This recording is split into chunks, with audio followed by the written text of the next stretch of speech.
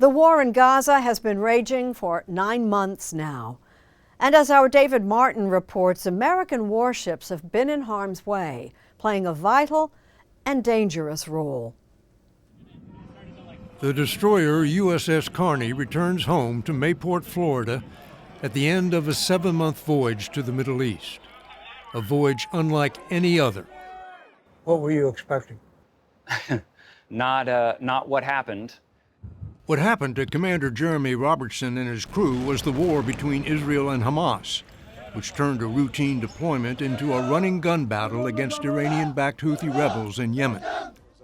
Lieutenant Dennis Morrill says it began soon after the ship passed through the Suez Canal into the Red Sea. We started getting indications that there was possibly some sort of attack coming from the south towards Israel. Welcome to the Red Sea. Right. Didn't take long. The Houthis had come in on the side of Hamas and were launching a stream of cruise missiles and drones, also known as unmanned aerial vehicles or UAVs, toward Israel. I think it was anywhere from 25 to 35 UAVs and land attack cruise missiles had been launched, and some of them were headed up the Red Sea, and we picked up the very first one-way attack UAV on our system approximately 60 or 70 miles away from us. Robertson headed for the ship's Combat Information Center. I came down to combat sometime around 5:30 in the afternoon and didn't leave until about 2 a.m.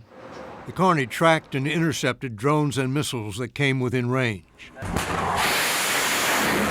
The first American shots fired in defense of Israel.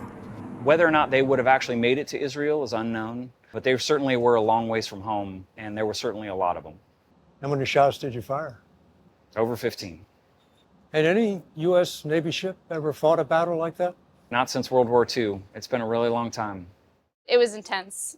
Lieutenant Commander Rebecca Fleming is in charge of all the systems that come together in the Combat Information Center. As soon as it was time for the real deal, I couldn't say anybody was shocked because we trained to it, but it was surreal. The battle lasted 9 hours. It just kind of stopped, and we stood around and kind of looked at each other like, wow, did that really just happen? The Carney doesn't look heavily armed, just a single gun mount visible on its forward deck. But Lieutenant Kenny Shook, the ship's weapons officer, showed us the launch tubes which hold its real firepower. Once we give the order in combat, the cell hatch is going to open, and then missile's going to go out and take out the target that we launch it at. During its time in the Red Sea, the Carney shot down 45 out of 50 slow-flying drones and faster-flying missiles that were targeting commercial ships transiting to and from the Suez Canal. And they actually started shooting ballistic missiles and cruise missiles at motor vessels. So you've got drones, cruise missiles, and ballistic missiles. Yes, sir.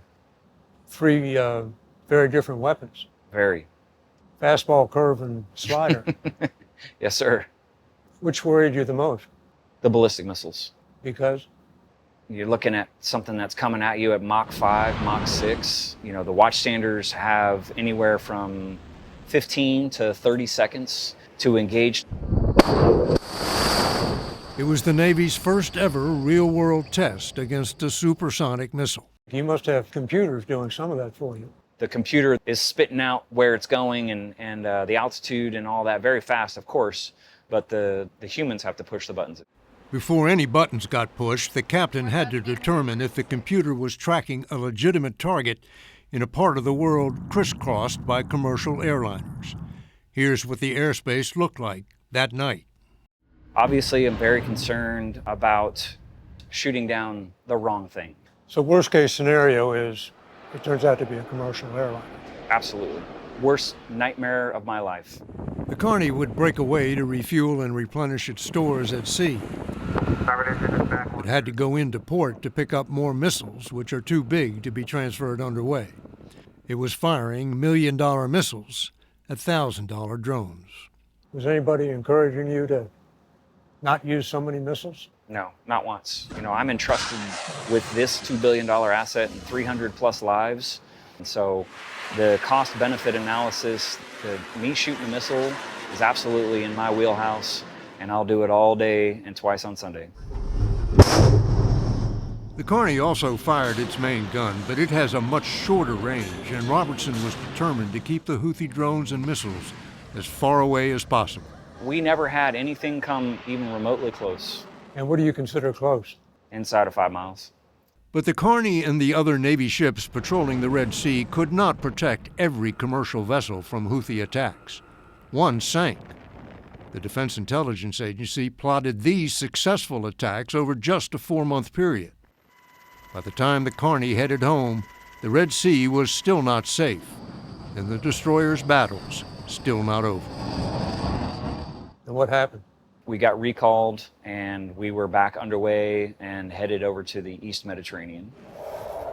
On the night of April 14th, Iran launched more than 300 drones and missiles against Israel. The voyage of the Carney ended as it began, shooting down an incoming missile. We fired in defense of Israel. The last shot Carney fired before heading home. I left as a different person. Its battle flag flying and its crew forever changed. And I came back as a stronger person. I think I'll be able to live with that the rest of my life.